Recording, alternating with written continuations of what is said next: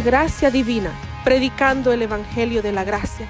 Suscríbase a nuestro canal de YouTube para escuchar los últimos sermones y síganos en Facebook para mantenerse con todas nuestras actividades. Y ahora, un mensaje de nuestro pastor Raúl Parada.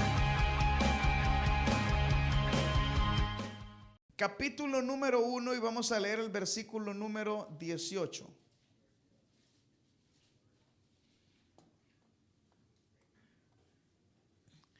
Gloria a Dios. ¿Lo tienen, hermanos? Bueno, dice así: el nacimiento de Jesús fue así. Estando desposado de María, su madre, con José, antes que se juntasen, se halló que había concebido del Espíritu Santo. Versículo 2. José, su marido, como era justo y no quería infamarla, quiso dejarla secretamente. Y pensando él en esto, he aquí un ángel del Señor le apareció en sueños y le dijo: José, hijo de David, no temas recibir a María tu mujer, porque lo que en ella es engendrado del Espíritu Santo es. Y dará a luz un hijo y llamará su nombre Jesús, porque él salvará a su pueblo de sus pecados. Todo esto aconteció para que se cumpliese lo dicho por el Señor por medio del profeta, cuando dijo: he aquí, una virgen concebirá y dará a luz un hijo. Y llamará su nombre Emmanuel, el que traducido es Dios con nosotros. Y despertando José del sueño, hizo como el ángel del Señor le había mandado y recibió a su mujer. Pero no la conoció hasta que dio a luz a su hijo primogénito y le puso por nombre Jesús. Pueden sentarse, hermanos.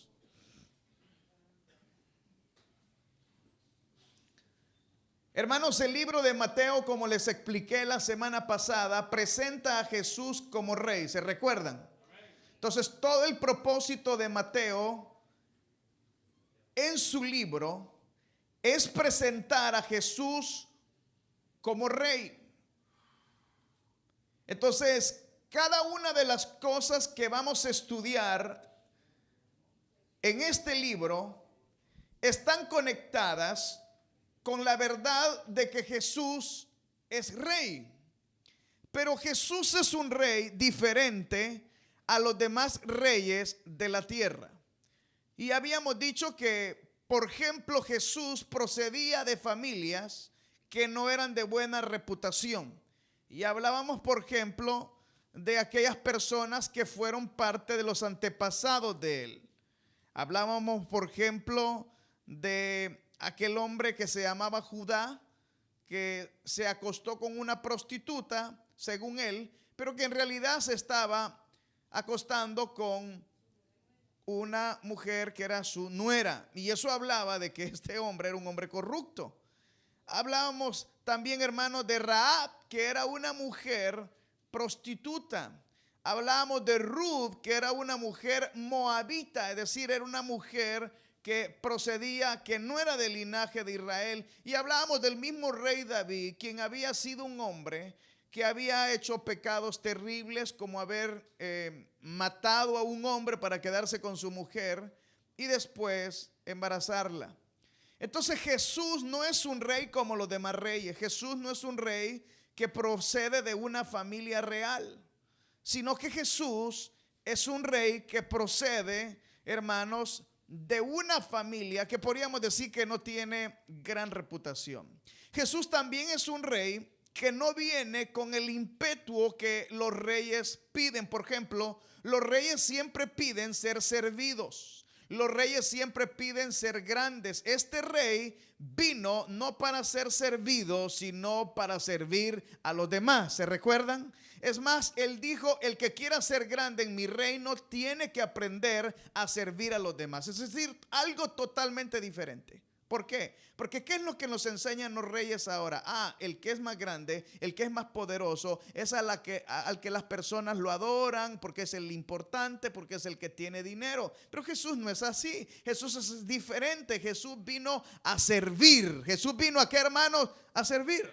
Por esto este rey del que estamos hablando es un rey completamente diferente. Ahora, Mateo en estos versículos va a describir cómo fue el nacimiento de Jesús. Pero recuerden, lo va a enfocar desde la perspectiva de que Él es un rey, pero vamos a ver cómo fue que este rey nació. Y en primer lugar dice que el nacimiento de Jesús fue así: estando desposada María su madre con José, antes que se juntasen, se halló que había concebido del Espíritu, ¿qué, hermano? Santo. Entonces, lo primero que Mateo va a resaltar es que el nacimiento de Jesús es un milagro. El nacimiento de Jesús es un ¿qué, hermano? Es un milagro. ¿Por qué? Porque fue concebido por el Espíritu, ¿qué, hermano? Santo. Es decir, este rey tiene dos linajes: un linaje humano y un linaje celestial, o un linaje divino. Entonces, Mateo va a hacer énfasis a que Jesús es un rey, pero es diferente a los demás reyes. ¿Por qué? Porque él va a tener dos, ¿qué, hermanos? Dos naturalezas. ¿Me están escuchando? Dos naturalezas. Y esto es importante porque estamos hablando de Jesús como un Dios, pero estamos hablando de Jesús como un hombre. Y este Jesús que va a nacer es un Jesús que en teología se le llama la unión hipostática, es decir, la unión de dos naturalezas en un ser. Una naturaleza divina y una naturaleza, ¿cómo, hermanos? Humana. ¿Me están escuchando, verdad? Es importante eso, es importante. ¿Por qué? Porque hay muchas religiones como los testigos de Jehová y como los mormones que no creen que Jesús sea Dios. Ellos dicen es que es el Hijo de Dios, es menor que Dios. Nosotros no creemos eso. Nosotros creemos que Jesús es Dios. ¿Cuántos dicen amén? Y ahí lo va a decir: Emmanuel, Dios con qué, hermanos? Con nosotros. Entonces Jesús es ¿quién, hermanos? Es Dios. Pero también Jesús es ¿qué? Es hombre.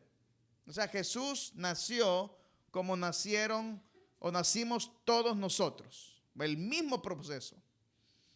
Entonces, el elemento principal de este versículo es la palabra desposado. Desposado. ¿Qué significa el desposorio? El desposorio era como un noviazgo. Y el noviazgo aquí, y como lo es entendido hoy, o como debería de ser entendido, es una antesala ¿para qué, hermanos? Para el matrimonio. O sea, el noviazgo es una etapa anterior al matrimonio. Pero diríamos que para ellos, oiga bien, el desposorio o el compromiso matrimonial tenía implicaciones diferentes a las de nosotros. Por ejemplo, usted conoce dos personas que dicen que son novios, y algunos novios con derecho, ¿verdad? Ahí luego le explico qué significa eso. Que dicen que son novios, pero de repente dice, fíjense que ya no vamos a hacer nada. ¿Y por qué? Ya no. ¿Y por qué? No sé, pero ya no. Y entonces rompen el supuesto compromiso y no pasa nada. Pero no solo rompen y no pasa nada, sino que no hay ninguna implicación de nada. Pero en esta época, cuando una persona estaba en desposorio o en la etapa prematrimonial o en el noviazgo, como usted le quiera llamar, era un compromiso legal para llegar al matrimonio. Es decir, era un compromiso donde los padres estaban de acuerdo y no había manera de romper ese compromiso, a excepción que hubiese un pecado o hubiese una infidelidad. Es decir, los que estaban comprometidos para casarse se tenían que, ¿qué, hermanos? Se tenían que, ¿qué, hermanos? Que casar. Es decir, imagínense, si el desposorio era algo tan importante, ¿cómo no lo sería el matrimonio? Porque el matrimonio es ¿para cuánto tiempo, hermanos? ¿Para cuánto tiempo es el matrimonio? ¿Para cuánto tiempo es el matrimonio? ¿Y por qué se quiere divorciar usted? Pues ya no aguanto, dice uno, ¿verdad?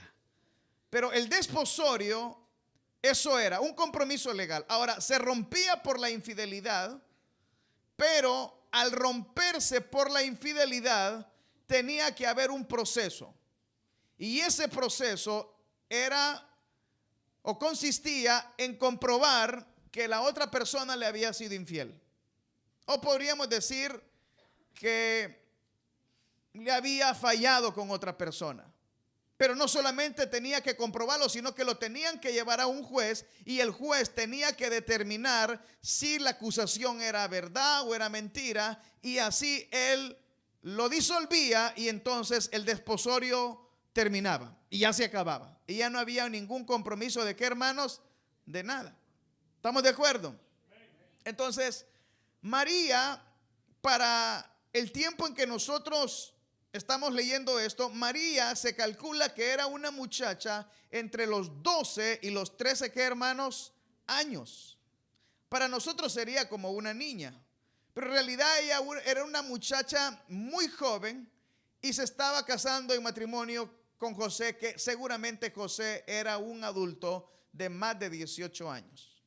Y eso es importante porque no significa que el hombre tiene que ser mayor que la mujer, pero sí significa que supuestamente si el hombre es la cabeza del hogar, significa que tiene que ser el proveedor de qué, hermanos, de la casa, ¿verdad? Nada de eso de 50-50. ¿Ha escuchado eso usted, hermanos? De esos que se quieren casar y le dice la mitad cada uno, ¿verdad? Entonces, no. Aquí era que el hombre se comprometía en pagar absolutamente ¿qué, hermanos? Todo. Por eso era una niña, pongámoslo así, con un adulto que tenía cómo mantenerla. Pero era algo que, hermanos, algo serio. Entonces, dice la Biblia que antes de juntarse, es decir, antes de casarse, porque durante el desposorio ellos no tenían relaciones, ¿qué, hermanos?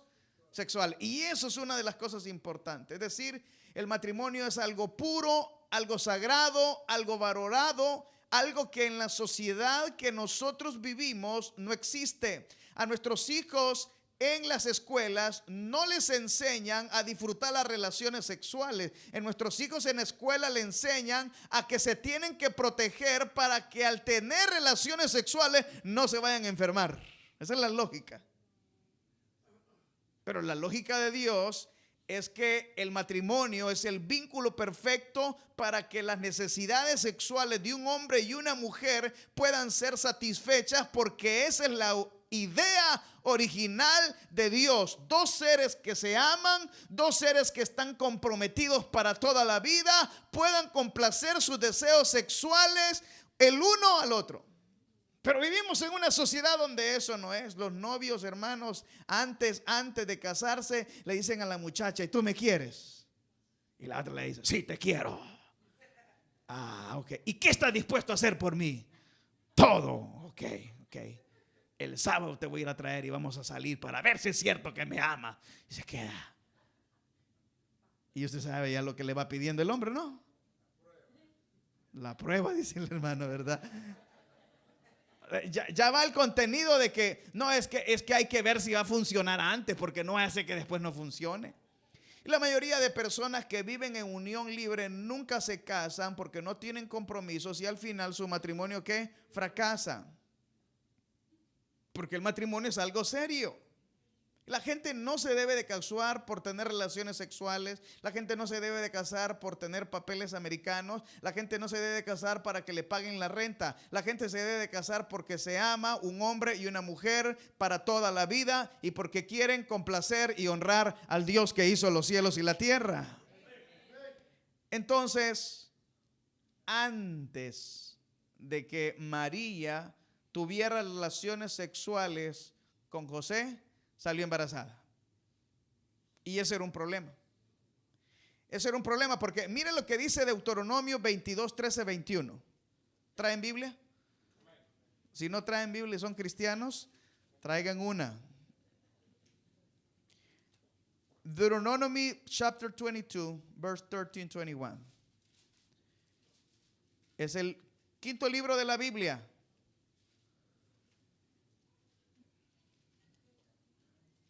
Ok, lo tienen. Es un poco larga la lectura, pero quizás leo los últimos versículos. ¿Ya le encontraron? El 22, y veamos lo que dice ahí, el versículo número 13.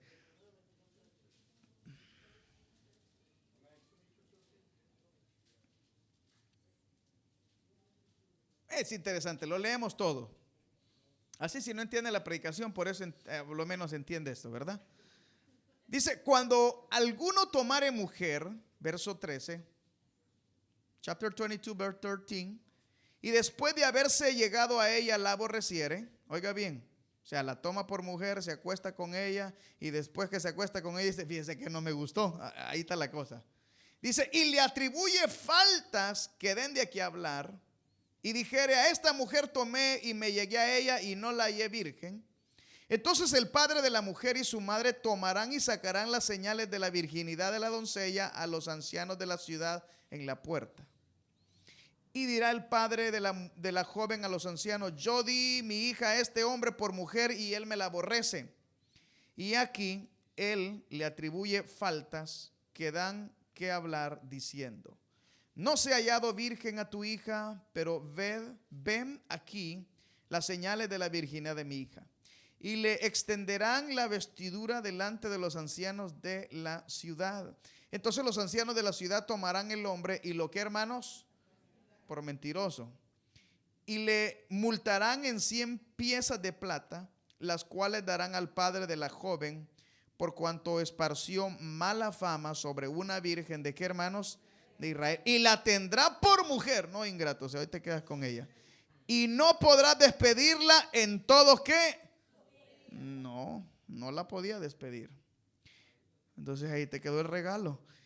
Y luego verso 20 dice, mas si resultare ser verdad, es decir, que la agarró como virgen y le dijo, no, yo soy virgen casi como María, y luego se da cuenta que no, entonces dice verso 21, entonces la sacará a la puerta de la casa de su padre y la apedrearán los hombres de su ciudad y morirá por cuanto hizo vileza en Israel, fornicando en casa de su padre. Así quitarás el mal de en medio de qué, hermanos, de ti. Ok, eso era con los judíos. Y estos de los que estamos hablando aquí eran qué, hermanos, judíos. Entonces, ellos creían en esta ley. Entonces, si María estaba embarazada y José no la había conocido y luego le iba a crecer el estómago, ¿qué creen que iba a pensar la gente? ¿Qué qué? ¿Qué creen que había pasado? Entonces, lo que pasaba es que María, al estar embarazada, estaba poniendo su sentencia de qué, hermanos, de muerte. Eso era todo. Porque al estar desposada, es decir, al estar en la casa de su papá, y al estar en la casa de su papá y tener relaciones sexuales fuera del matrimonio, era una pena de qué, hermanos, de muerte. No, hoy las mamás lo que le dicen, mira, no se te va a olvidar la pastilla, le dicen, ¿verdad? Porque no vas a quedar embarazada y ya ves que los cipotes cuestan, así que aquí está la pastilla, hija, no se te olvide. No era así antes, y no es así con los hijos de Dios. Porque la Biblia dice que el matrimonio es honroso. ¿Cuántos dicen amén? Y que los fornicarios no entrarán en el reino de qué, hermanos, en los cielos. Entonces ella merecía morir. ¿Estamos de acuerdo? Ahora, nadie sabía, a excepción de María, que ella estaba embarazada porque fue el Espíritu Santo quien engendró a Jesús en su vientre. ¿Cómo sucedió eso? No sabemos, porque es un milagro y los milagros no se pueden, ¿qué, hermanos?, explicar. Así que si usted anda tratando de razonar y mire cómo fue que el Espíritu Santo engendró a María. O sea, hay gente tan pervertida, por ejemplo, que dicen que María se acostó con un hombre, que se le metió el Espíritu de Dios, tuvieron relaciones sexuales y que de ahí quedó embarazada. Pero la Biblia no dice eso. La Biblia dice simple y sencillamente, el Espíritu Santo concibió en María y quedó, ¿qué, hermanos? Embarazada. ¿Cómo sucedió eso? ¿Fue un qué, hermanos? ¿Qué fue, hermanos? ¿Y los milagros no tienen qué? Si calla usted si quiere averiguar cómo fue. Yo me conformo con que fue un milagro. Ahora, el versículo 19 dice, José su marido, ¿cómo era qué, hermano? ¿Cómo era José? ¿Cómo era José, hermanos? ¿Cómo era José? Y no quería infamarla, quiso dejarla, ¿qué, hermanos? Secretamente. O sea, José amaba tanto a María que él sabía que si él hacía el proceso de romper el proceso de desposorio, que ya le dije que para romper el proceso del desposorio había que ser un proceso, ¿qué, hermanos? Legal, ¿correcto? Entonces, ¿qué significaba que iba a suceder? ¿Qué significaba que iba a suceder? Que iban a matar a María.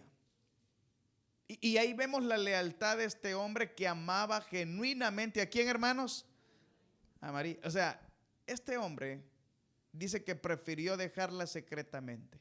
¿Qué significa dejarla secretamente? Algunos dicen que le presentó cartas de anulación del desposorio y que finalmente rompió o quería romper su compromiso de matrimonio. Pero piensen ustedes, si José hacía eso, ¿qué es lo que iba a pasar?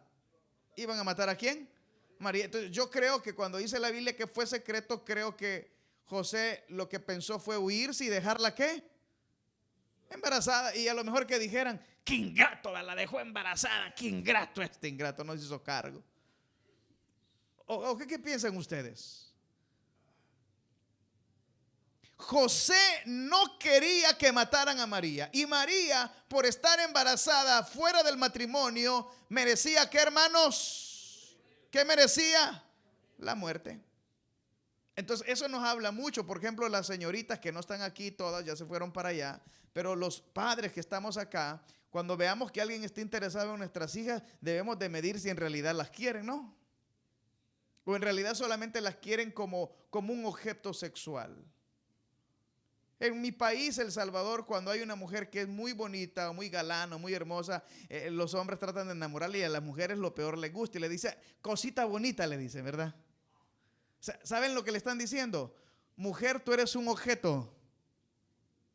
Cosita, o sea, ¿qué es una cosita? Un objeto. Y las mujeres no son objetos, son ¿qué, hermanos? Personas. Y las mujeres se sienten, ¿verdad? Que hasta caminan más y todo. Pero le están diciendo, tú eres un objeto. Y por eso usted ve que venden aseguranzas y sale una mujer en bikini, ¿verdad? Nada que ver con aseguranzas. O sale una batería, o sale una llanta y ahí sale. Porque vende, lo que es sin ropa vende bastante. Entonces, este hombre no valoraba a María como un objeto sexual. José quería y amaba a María y estaba dispuesto a todo por ella porque era un amor ¿qué? Genuino. ¿Qué tal un hombre que le gusta una mujer y luego le dice, pero fíjese que yo no soy virgen? Y dice, no, pues ya no, entonces ya vámonos con otra, dice, ¿verdad? O un hombre que dice que ama a la mujer, le dice, qué bonita, pero fíjese que quería contarle que yo tengo 4 hijos. Y se le pone rojo, sí, 4, ¿verdad? Ok, ya no le volvió a hablar ni el ingrato. No, dijo 4 y 2 míos, 6, no, dijo, aquí me doy la vuelta. Pero cuando hay un amor genuino, la persona está dispuesto a todo, ¿sí o no? A todo. Entonces José estaba dispuesto a que la infamia cayera ¿sobre quién? Sobre él y no sobre María, porque se caía sobre María significaba que a María la iban ¿a qué? A matar, y eso no lo quería. Entonces la Biblia dice que el amor es puro, el amor todo lo soporta, el amor no busca lo suyo, el amor lo que anda buscando es dar a la persona. Y vemos ahora que todos nosotros tenemos el concepto de amor equivocado. Todos somos como siempre, da mi amor, es que no me quiere usted, es que el amor que usted me da no es genuino. Pero no es así. El amor no anda pidiendo, el amor da. Te traicionan y el amor sigue dando, sigue dando, sigue dando, porque el amor es una fuente de vida que da y que da y que da y que da hasta que el amor cubre multitud de, ¿qué, hermanos? De pecados. No está pidiendo, sino que quiere dar. Entonces, José era un hombre justo y no quería infamarla y quiso dejarla secretamente. El versículo 20 dice, y pensando él en esto, es decir, estaba pensando dejarla. Verso 20, he aquí un ángel del Señor le apareció en sueños y le dijo, José, hijo de David, no temas recibir a María tu mujer, porque lo que en ella es engendrado del Espíritu Santo es. Entonces, ahora vemos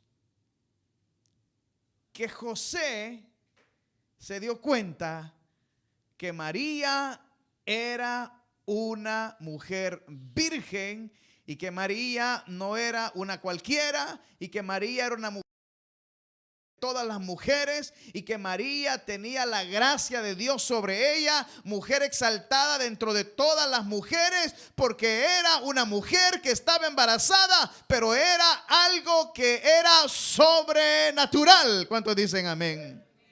Y por eso es que Lucas dice, María es bendita entre todas las mujeres. Bendito tu vientre, pero oiga bien, bendita entre todas las mujeres, pero dice, bendito ¿qué? Tu vientre. Es decir, ella era bendita por lo que tenía dentro, no porque ella era santa. ¿Me están escuchando? Es importante esto. Porque la Iglesia Católica dedica la adoración a María como una mujer santa desde el punto de vista que nunca tuvo relaciones sexuales. Pero miren lo que dice el versículo 25. Pero no la conoció hasta que dio a luz a su primogénito. Y le puso por nombre, ¿cómo? Jesús. Entonces, José no tuvo relaciones sexuales con María. ¿Estamos claros? Porque el hijo que tenía era obra del Espíritu, ¿qué, hermano? Santo. Y tenía que mantener eso porque tenía que ser el nacimiento de una virgen. Entonces María fue virgen hasta que tuvo a Jesús y dejó de ser virgen. Y después de que tuvo a Jesús, entonces dice la Biblia que, ¿qué, hermanos? La conoció. La vio sin ropa, pues, para que entiendan. La conoció. Pero oiga bien, Jesús era su primer, ¿qué, hermanos? Hijo. Y cuando la Biblia, por ejemplo, habla de Jesús como hijo de Dios, dice porque Dios mandó a su hijo, ¿cómo? ¿A su hijo qué? Unigénito. Y aquí está usando la palabra primogénito. Significa que Jesús era el primer hijo de María, pero no el único. Y significa que Jesús, desde el punto de vista de la paternidad de Dios o de la divinidad de Dios, es único. No hay otro hijo. Es el único hijo engendrado por el Espíritu Santo. Nosotros somos hijos de Dios también. Pero la paternidad de esta creación o de un hombre que es Dios es única. Entonces María fue virgen hasta que tuvo ¿a quién, hermanos? A Jesús. Entonces María tuvo más hijos, aunque algunos católicos lo quieran negar. María no deja de ser menos por haber tenido hijos. ¿Por qué? Porque el matrimonio es sagrado, porque el matrimonio Dios lo creó y nadie está cometiendo pecados cuando tiene sexualidad dentro del matrimonio. Así que nada descalifica a María de ser una mujer bendita y grande entre todas las mujeres, porque era una sierva de Dios usada para los propósitos de nuestro Señor y Salvador Jesucristo.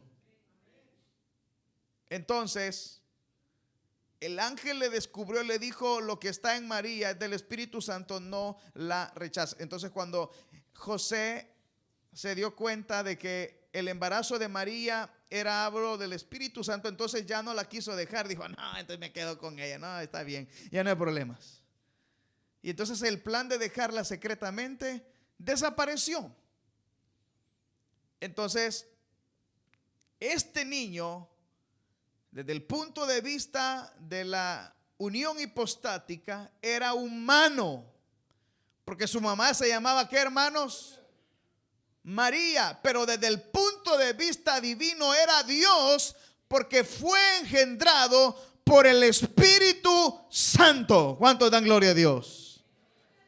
¿Por qué es importante esto? Porque nosotros no estamos creyendo en un José Smith que tenía un montón de mujeres. No estamos creyendo en un Buda.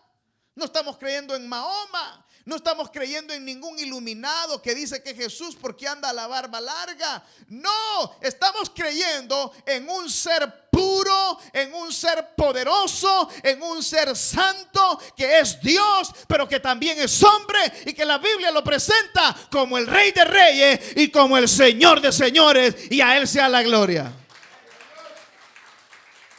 No es un hombre común y corriente, es un rey, pero es un rey diferente. Entonces el versículo 21 dice: y dará a luz un hijo y llamará su nombre Jesús. ¿Cómo es su nombre? Jesús. Ahora, Jesús es un nombre o una transliteración del arameo, y traducida al español es Jesús.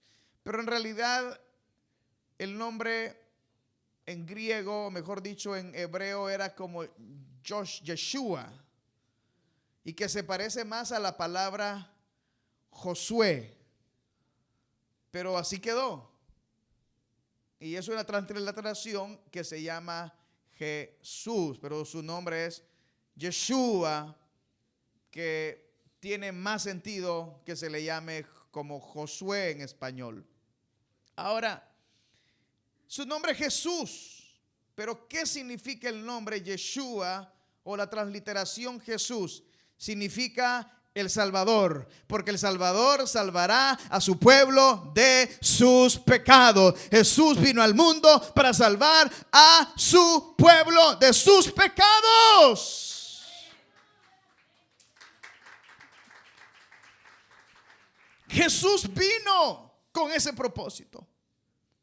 Por eso es que el código Da Vinci está equivocado. Les voy a decir por qué.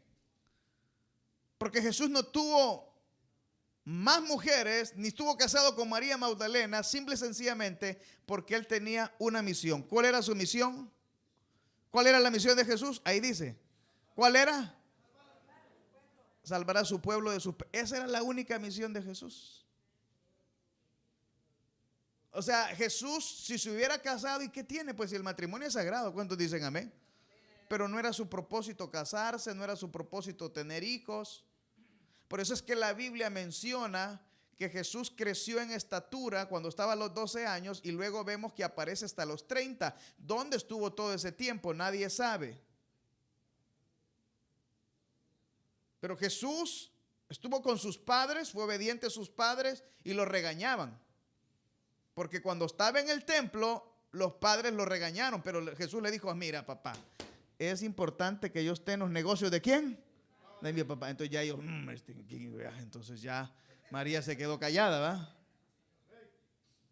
Y a los 12 años Jesús dijo eso.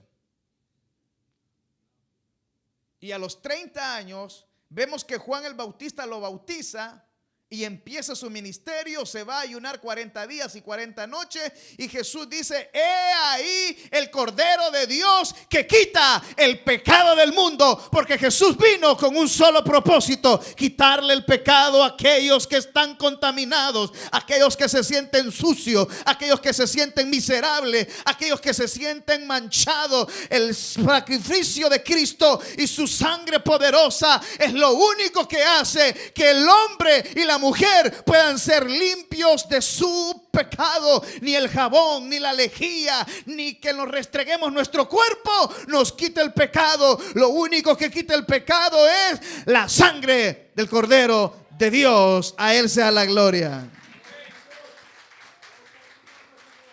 Así que no importa que usted haya matado a alguien. No importa que usted sea una persona que haya violado a alguien. No importa que usted sea una persona que maltrató a su padre o a su madre. La sangre de Jesús tiene poder para cambiar a los hombres. El mismo Pablo era un perseguidor de la iglesia que dice que arrastraba a las personas y hasta las mujeres las arrastraba y las llevaba frente a las autoridades para que le dieran muerte. Pero un día se encontró con Jesús y cuando se encontró con Jesús, una luz más fuerte que el sol lo derribó y le dijo: Pablo, ¿por qué tú me persigues? Dura cosa es golpearte contra el aguijón, dura cosa es hacerlo. Entonces él entendió que en vez de estar haciendo la obra de Dios en contra de él, y le dijo: Señor, ¿qué quieres que yo haga? Eso sucede cuando una persona se arrepiente de sus pecados, cuando una persona ha matado, cuando una persona ha sido un delincuente, cuando ha sido un violador, cuando ha sido, hermano, una persona que ha cometido muchos homicidios. Cuando se encuentra con Jesús, le dice al Señor: ¿qué quieres que yo haga? Porque se dan cuenta que el único que quita el pecado es Dios y nadie más. Jesús perdonó a la prostituta, ¿se recuerdan? Y por eso aquella mujer, aunque la Biblia, algunos dicen que no era prostituta, pero la mayoría dicen que sí, dice que enjugaba con sus lágrimas los pies de Jesús y con su cabellera secaba los pies y adoraba a Jesús y lo adoraba y lo adoraba y lo adoraba y lo adoraba y lo adoraba y lo adoraba y lo adoraba. Y el mismo Judas dijo que todos estaban admirados por lo que hacía esta mujer. ¿Y por qué llora tanto? Y Jesús dijo: es que al que mucho se le perdona, mucho ama. Entre más uno es pecador, entre más malvado es uno, hermano, y la gracia de Dios le toca a uno, más agradecimiento uno siente por Dios, porque uno, siendo un vil pecador, ha recibido el perdón del pecado. ¿Se alegran ustedes por eso, hermanos? ¿O ustedes se creen tan buenos que no necesitan del perdón de Dios? Si yo no soy tan malo, hermano, viera a la vecina, esa vieja chambrosa, olvídese. Oh, viera al hermano. No, yo no soy tan malo. Pero Jesús vino a quitarle el pecado al mundo. Entonces, todo esto aconteció para que se cumpliese lo dicho por el Señor por medio del profeta, cuando dijo: he aquí una virgen, es decir, una mujer que no había tenido marido, una mujer que no había tenido relaciones sexuales, una niña de 12 a 13 años, pura, virgen, ingenua, concebirá y dará a luz un hijo. Y cuando digo ingenua me refiero a inocente. Dará a luz un hijo y llamará su nombre Emmanuel, que significa Dios está con nosotros. Es decir, ese niño es Dios. ¿Me están escuchando? Entonces, Jesús es Dios. ¿Cuántos dicen amén? Y tomó forma de hombre. Tomó un cuerpo como el de nosotros, para sentir lo que nosotros sentimos. Y esa mentira del diablo que le he dicho a usted: nadie me entiende, hermana. Mentira. Hay alguien que sí lo entiende, que dice la Biblia que fue tentado en todo, pero que nunca pecó. El que nunca pecó se hizo pecado por nosotros. Si yo no lo entiendo, si no lo entiende la vecina, si no lo entiende nadie, hay alguien que sí lo entiende. Su nombre es Jesús, el Hijo de Dios. A Él sea la gloria y la honra. Él entiende al borracho, Él entiende al fornicario, Él entiende al adúltero, Él entiende al ladrón, Él entiende al mentiroso, Él entiende al perverso, al que tiene malos pensamientos, porque Él fue un hombre que estuvo limitado como todos nosotros. Claro, Él nunca pecó. Nunca. Pero la Biblia dice que sobre Él fueron cargados todos nuestros pecados. Y que como una oveja que va, hermanos, al matadero fue y que no abrió su boca. Y todo lo hizo para justificarnos a nosotros delante de Dios. Hermanos, ustedes son malos, hermanos, ya lo veo desde acá. Y yo también. Pero cuando Dios nos ve a nosotros, no nos ve a nosotros. Cuando Dios nos ve a nosotros, ve a Jesucristo, hermanos, y entonces somos como algo agradable a Él, porque Él lo que ve es el sacrificio de su Hijo en la cruz del Calvario, y entonces eso nos hace a nosotros poder llegar ante la presencia de Dios y poderle llamar a Dios Padre, porque Jesús es nuestro Salvador, y ahora podemos llegar a Dios directamente y decirle: Padre, ¿qué le parece? No porque usted sea bueno ni yo, sino por lo que Cristo es. Hermanos, todos nosotros no pasamos el test. En más de alguna cosa le fallamos a Dios. Y si estamos acá en este lugar, es porque la iglesia es el hospital de los pecadores. Si estamos acá es porque somos pecadores y deberíamos de pedirle misericordia a Dios por nuestros pecados y no olvidarse de todo lo que Dios ha hecho, de cosas sucias que hemos hecho, de cosas que da pena contar, hermano, de cosas vergonzosas, hermano, pero por la gracia de Dios aquí estamos para que el Hijo de Dios, que es Emmanuel, perdone y quite nuestros pecados. Entonces, traducido es Dios con nosotros, que traducido es Dios con nosotros. Y despertando José del sueño, porque todo esto fue un sueño que le dijo el ángel, hizo como el ángel del Señor le había mandado y recibió a quién, hermanos, a su mujer. Entonces dijo: sí, esto es un plan de Dios. Entonces yo termino diciéndole algo: el nacimiento de Jesús es un plan de quién, hermanos, de Dios. Todo está fríamente, ¿qué? Como dice el chavo, calculado, ¿verdad? Todo está calculado aquí. Todo. El día que usted va a nacer, el día que usted aceptó a Cristo, el día que usted se va a bautizar, el día que Dios le va a jalar las orejas porque se porta mal, y el día en que nos vamos a ir a vivir con Cristo y vamos a estar todo el tiempo con Él. ¿No se alegre, hermanos? Todo está calculado. Porque el plan lo hizo ¿quién, hermanos? Dios. Así que si usted está acá, hermanos, y Dios le ha perdonado sus pecados, esté agradecido con Dios, hermano. Por eso le digo que nos esforcemos para hacer la obra de Dios. Aquellos que no son líderes, levántense y prediquen la palabra de Dios. Aquellos que no abren su casa, ábranla para que prediquemos su palabra. Aquellos que no están sirviendo este año, el otro año, diga: el otro año yo le voy a servir a Dios, tanto que me ha perdonado Dios. Yo voy a levantar el nombre de Cristo, porque estoy agradecido, porque me ha perdonado mis pecados. ¿Qué es lo que uno hace cuando uno está agradecido con alguien? Gracias, gracias. ¿Cuántas veces usted le ha dicho: gracias Cristo, gracias Cristo, gracias Cristo?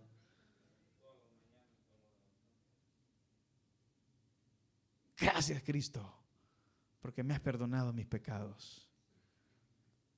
Y aquellos que no le han pedido perdón a Dios por sus pecados, ¿y qué piensan ustedes? ¿Que son la Virgen María? ¿Que no han hecho ningún pecado? Bueno, María era pecadora, hermano, porque los papás de María eran pecadores. Entonces María tenía el pecado original. Por eso esa doctrina católica de la Inmaculada Concepción de María es una mentira. Porque la mamá y el papá de María tenían el pecado original de Adán.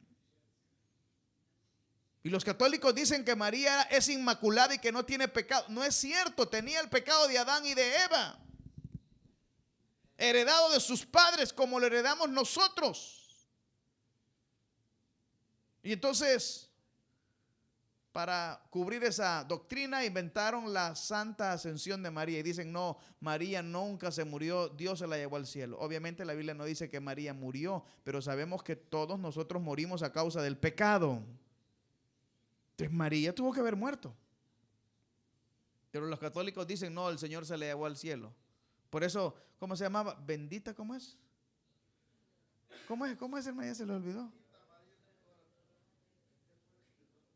No, pero habla una parte de la ascensión de ella, que ya se me olvidó, hermanos, porque fue a un colegio católico y pues yo obviamente no lo repetí, hermanos, porque yo siempre he sido cristiano, pero ahí estaba entre la gente.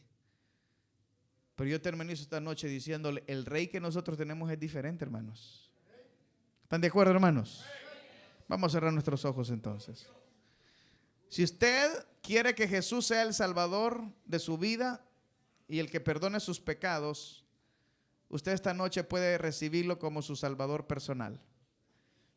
Yo sé que hay pocos invitados esta noche, pero si usted todavía no ha recibido a Cristo como su Salvador, lo puede hacer.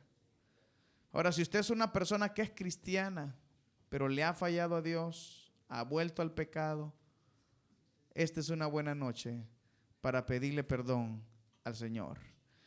Jesús quiere ser el rey de su vida y Jesús quiere ser su Salvador. Él quiere librarlo del pecado. Y la pregunta es si a usted le gustaría recibir el perdón de sus pecados. Si usted nunca le ha pedido perdón a Dios por sus pecados, levante su mano y vamos a orar por usted.